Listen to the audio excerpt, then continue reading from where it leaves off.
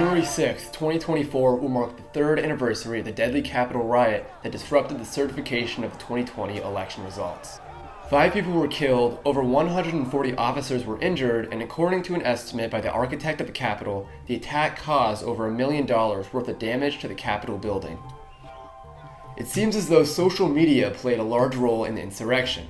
According to the Washington Post, an internal report from January 6, 2021 showed Facebook users' reports of false news hitting nearly 40,000 per hour, with most reports coming from the president's own account. Additionally, Facebook groups such as Stop the Steal fueled the chaos that culminated in the invasion of the Capitol on January 6th. But to say that misinformation alone caused the January 6th incidents would ignore the far deeper, more impactful role that conspiracy theories played in the chaos and destruction. People don't believe what's being said, and so they want to create their own story. And so then if something can help explain it that goes better with their political beliefs, then they kind of latch on. And especially if it's something that they really truly disagree with what the public or what the government or whoever, the person who said it, then they want to have some other alternate explanation. Looking to expand beyond their primarily Facebook-using baby boomer audience, conspiracy theories have recently hooked a new demographic: teenagers. Yeah, so I kind of got into it in quarantine. I was just bored and I was just scrolling through YouTube. And the first thing I remember hearing about is how Princess Diana was murdered by the royal family purposefully, because they didn't want that whole scandal with Prince Charles to blow up, so they're just let's get rid of her. Thanks to the advent of social media, conspiracy theories are infiltrating online spaces with a significant teen population, including TikTok, Instagram, Reddit, and YouTube. I feel now, especially teenagers who are in social media and YouTube and TikTok. For me, I got started with this in YouTube, just scrolling through.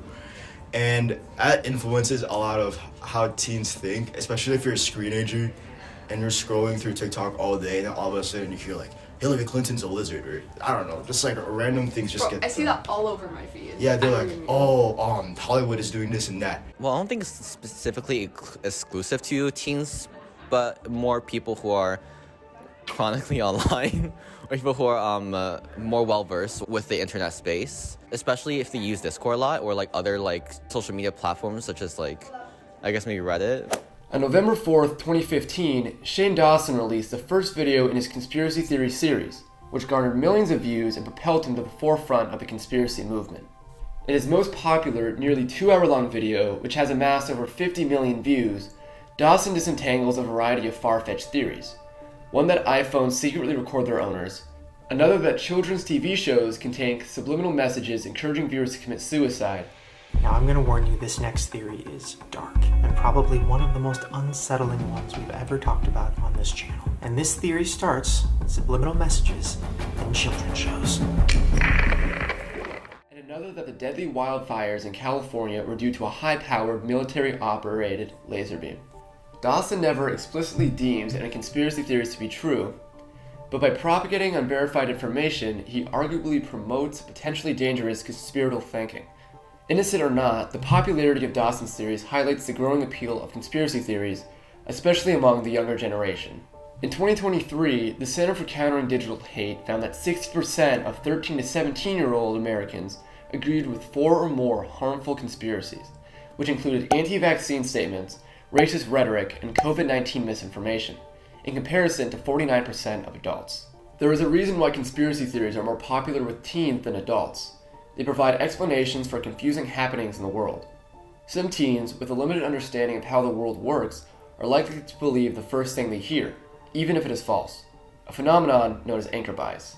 There's memes that spread conspiracy theories, and people just fall for it because they don't necessarily fact-check those things. You just kind of fled to whatever the hype story is, and I think that's dangerous because then you can believe things that are not accurate, and people can lead you down a road that is whatever they want you to believe, manipulative. Conspiracy theories persist in society, often due to a lack of media literacy education and their prevalence in the media.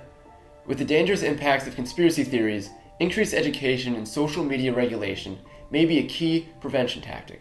I think the biggest way is research, like encouraging people to research. So one of the things that I feel bad about is because I have so many things I have to get through now, because every teacher has to get through X, Y, and Z, which has pros and cons, is I used to do current events every single week in my class because I prioritize that as being something that we should know about, and I don't have time. But that was one way I feel like if I were to go back, I want to always include it when I can.